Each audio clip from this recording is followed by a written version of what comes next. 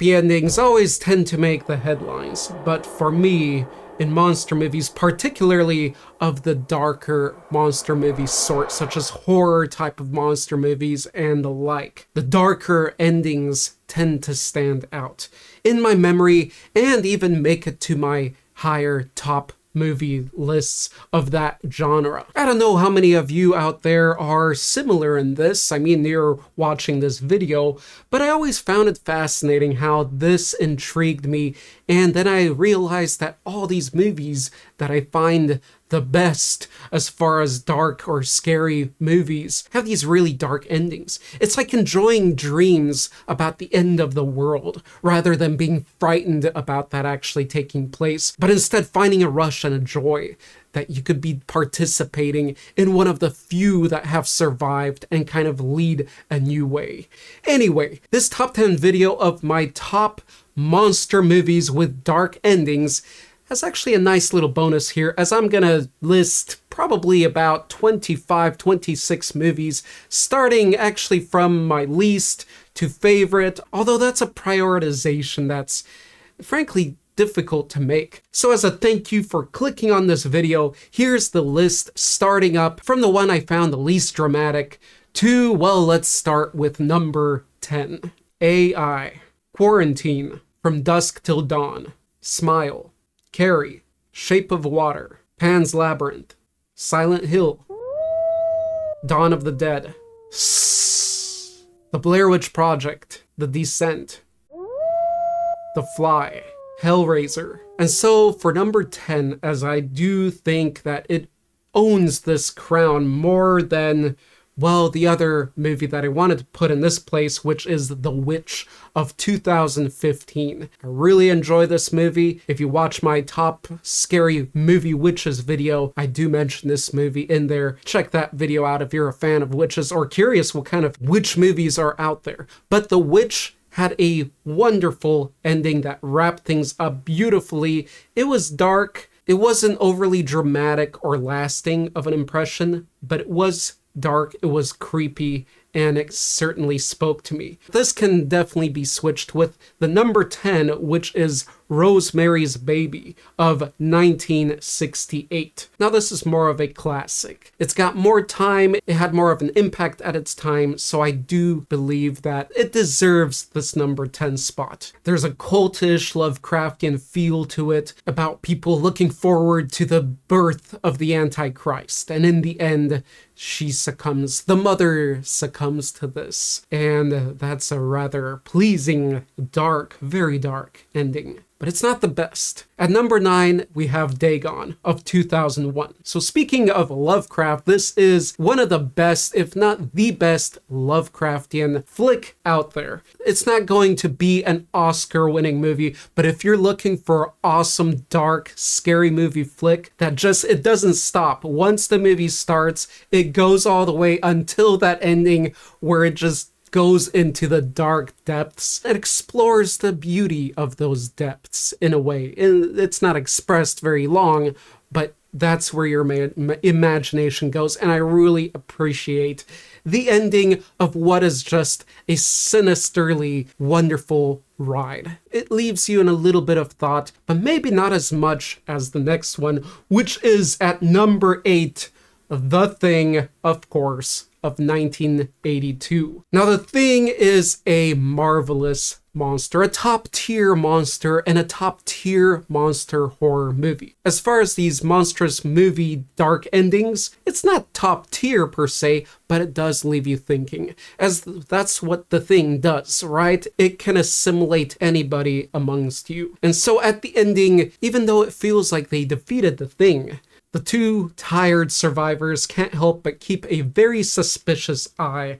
on one another, as they don't truly know what's going on. So that ending nicely ties up the suspense and the horror that went throughout the movie in a nice solitude of darkness and unknowingness and possibly hopelessness, as they are out in fields and fields of snow and ice. Now the next one at number 7, I'm looking forward to talk about, as I haven't brought this one up too often, and Well, this is a great opportunity to do so. This is Funny Games of 2007. Now, this is the one I've seen, and there is an earlier one, and I think another one that's even earlier. So I do want to check those out. They quite possibly are even better of movies as a whole.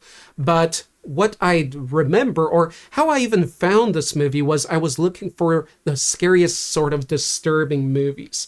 And Funny Games certainly has that. It's probably not going to work as much for teens and kids, maybe even younger adults, but if you're a parent or have quite a bit of points in adulting, then you will certainly get why this movie is disturbing. And I definitely felt that in the movie, so I would say more disturbing than a scary movie. But as far as the ending goes, that sort of reveals what you're dealing with here, that this is a whole nother level. It's existential in power.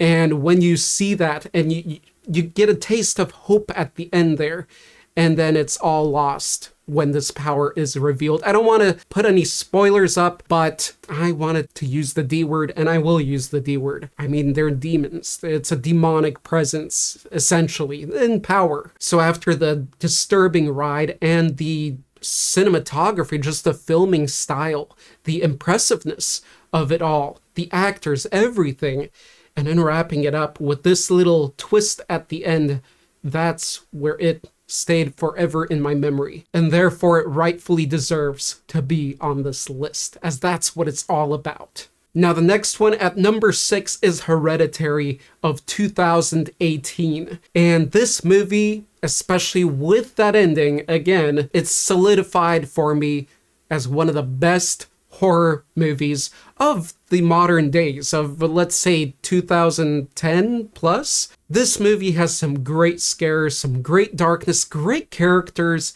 and things like that that you just don't see enough in dark movies. It was refreshing for me starting on this ride, watching this movie, and then just the ending that wraps it up, that this entity is now going to be present and it has been transferred, and there's this whole following of it, this cultish following, reminiscent of Rosemary's Baby, on top of just a cool ride of horror. That took a movie that was already amongst the top horror movies for me of the recent ages, okay, years, and placed it among the higher level of movies that particularly speak to me because of, well, the title of this list. At number 5 is a movie that used to be sort of a tradition for me, a ritual that I would watch it every Christmas night. It just spoke to me on those nights. I don't know why. It was always on TV, and this is particularly Night of the Living Dead of 1990. Now, speaking of dark endings, the original black and white version definitely has a darker, more meaningful ending. So that certainly can be in the same spot of number 5 on this list, sharing this spot. But for me, what spoke more over the years, and I mean, the other one is, it's just an old movie. But with the whole ride of the one of 1990, and then ending with a bit of a twist of who gets killed, who turns into a zombie, and who isn't a zombie but gets killed by accident. But then on top of it, it showed that whole thing that humanity is the monster. I know later this became a more common trope. This is, in my experience, the first movie that really expressed that, where at the end you see the people burning the corpses of the zombies and such, and you can just see that culture of humanity and the people, and maybe specifically that group, and how the protagonist reflects what she's seeing. And I really like that ending, because as an outcast of society growing up and always, and just mentally, that always spoke to me, and I always felt that. The weak, scared lady becoming a strong, tough warrior. Again, this wasn't the first to do that. We already had a great representation of that with Alien, and then even Terminator. This was still a not quite as high of a tier movie, but very enjoyable zombie movie. I absolutely love this movie, and the ending of it, again, different sort of dark, But with the combination of that original and the meaning behind that first one, the intentions, what they were trying to show with that dark ending, if you know what I mean, look it up, look up ending if you don't want to watch the old black and white one. You'll see what I mean. It definitely deserves a spot on the list, especially considering how old and what impression that first movie left. Now, in at number 3, a movie I'm thinking more of you have seen is Invasion of the Body Snatchers from 1978. That was quite a trip. It was Jeff Goldblum before he even became The Fly. That was the movie that pulled out all hope at the end, as the savior, the hero, was one of them. Other movies have copied this. There's another movie very similar that came out recently, more recently. I forgot the name of it, with another sort of infection. Anyhow, the way that ending, that meme plays out at the end, that pointing the finger, the sound, well, it just said it all. That was a good, memorable ending for a trip and a struggle and just an adventure that the characters had throughout the movie that made it all the more unforgettable and the more just satisfying in a dark, devilish way.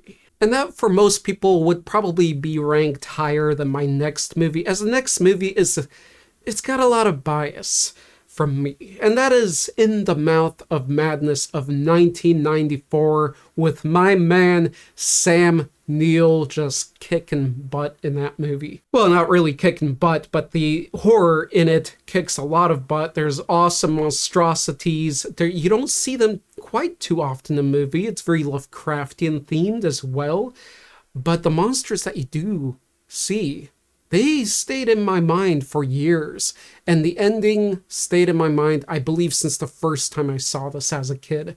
I always ridiculously loved this movie with that ending that was most satisfying for me. It's another existential movie of how the writings of a horror book have implications on reality, and at the end of the movie, it's the end of the world, everybody's dead.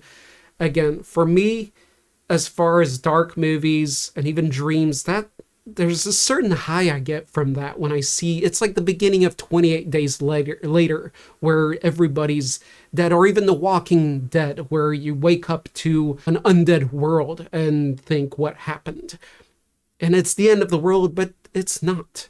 And that it's not part is what gives me such a high, and obviously many other movie goers, readers, and just enjoyers of good dark stories. And so at the end of In the Mouth of Madness, he goes into the movie theater, which is playing out his life, the story you just watched. And Sam Neill in it, as classy of an actor, as proper, as good, as classic of an actor as he is, he just starts laughing. He's lost it. He goes completely insane.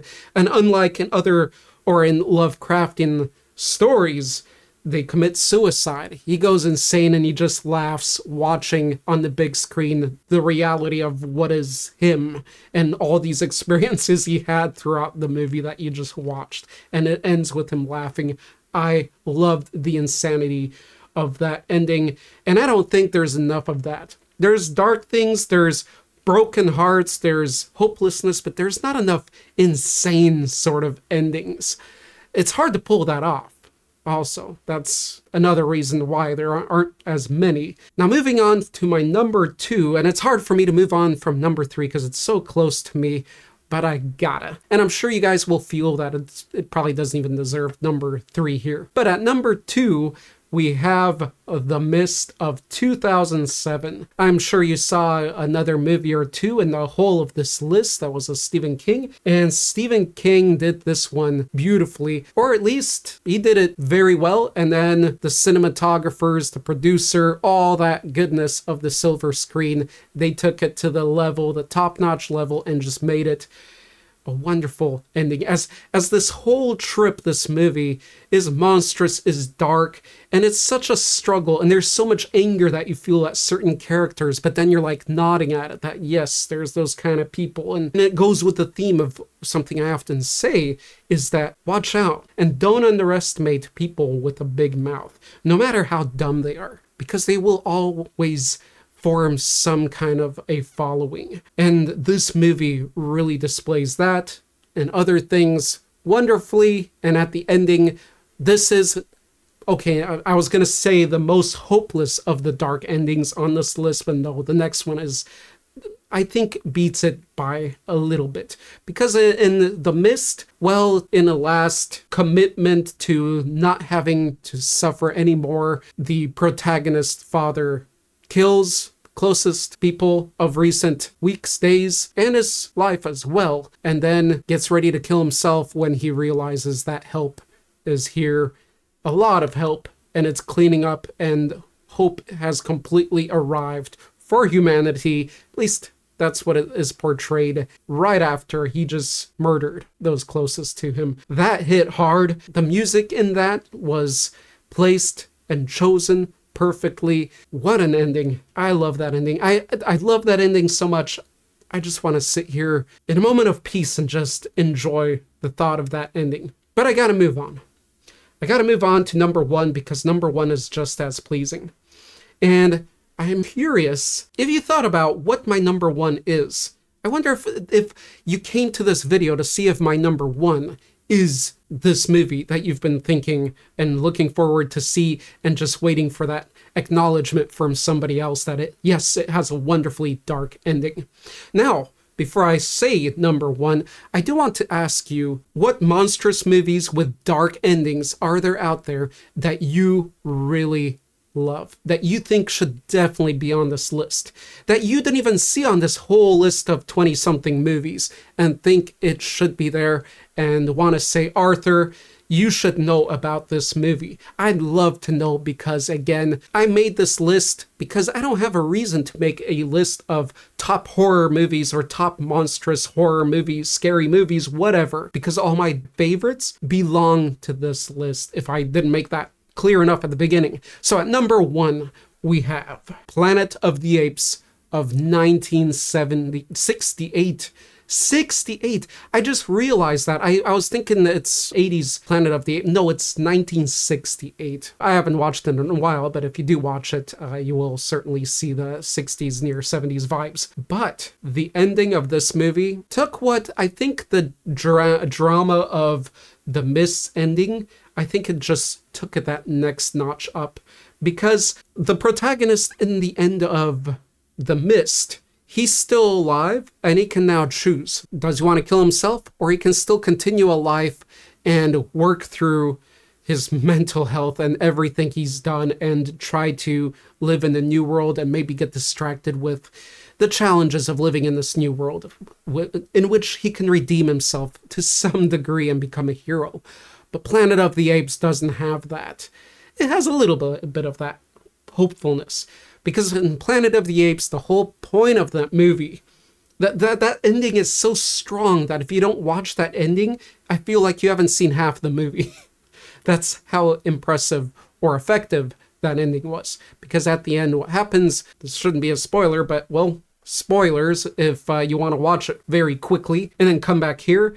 What happens is they go through space and land on this planet with this civilization that are these ape humanoid-like beings. And they run the show here. And the humans are like the primitive creature animals that don't have a real developed language and all this. And so this apish race basically treat them like slaves, like cattle, like animals in cages, nothing more. And so when these guys arrive on this planet, they go through all this turbulence and struggles and eventually get to the point where they prove and show to this ape society that they are as advanced, if not more, a race as they are. And then they get ready to leave the planet and they ride toward, I believe, their fallen spaceship. And what they see in the distance is the Statue of Liberty in ruins at the beach. And that's when they realize they've been on Earth this entire time. There's nowhere else to go, not that they know of. They can't get away from this now. Now they are stuck in this. Everything they ever knew on Earth has now sunk into the sands of this beautifully classic monster and sci-fi movie. Not quite horror, more sci-fi, but certainly, and that's what makes it even more beautiful, because it's a sci-fi movie. It's not that dark of a movie. I mean, to some degree, but it has one of the most dramatic and dark and hopeless endings at the end. Where else would an ending be? But that was so pleasing to see. I remember seeing that for my first time, and then watching the other Planet of the Apes movies, the second one, and I think third, and so on. I'm not talking about the new ones that came out later with CGI and you know, the modern ones. I'm talking about the one soon after this and that sequence. And they had their own twists that were pretty thought out. So I quite enjoy that whole series. I look forward to checking it out again in the future. But that is my number one. So I would say it takes what The Mist did in drama and turned it up just a little bit more, and hence deserves it. It's a classic. It's got the age to it, the history, the worldwide acknowledgement. It certainly deserves to be mentioned on and on into the future, as it did a wonderful job with everything. Hence they made the remakes, and those have their own twists and such, and you got the Lincoln ending, but it's still, even with all the technology and special effects they have now, they couldn't duplicate in drama that ending. As mentioned before, do not run away just yet. Do let me know what movie I should check out, as I'd love to see more and add to this list, and maybe I will make a new updated video of my top favorite, best of all, monstrous movies with the darkest of endings. And there's quite a bit of color again to these dark endings, from insane to hopelessness to just straight up depression to a sort of outcast feeling of a new life away from the beings that you were used to living around. If you find the beauty in darkness, as in light, but everybody finds beauty in light, but if you see that beauty and all those colors hidden and blending away in the darkness, then I sincerely hope to continue seeing you here at World of Monsters.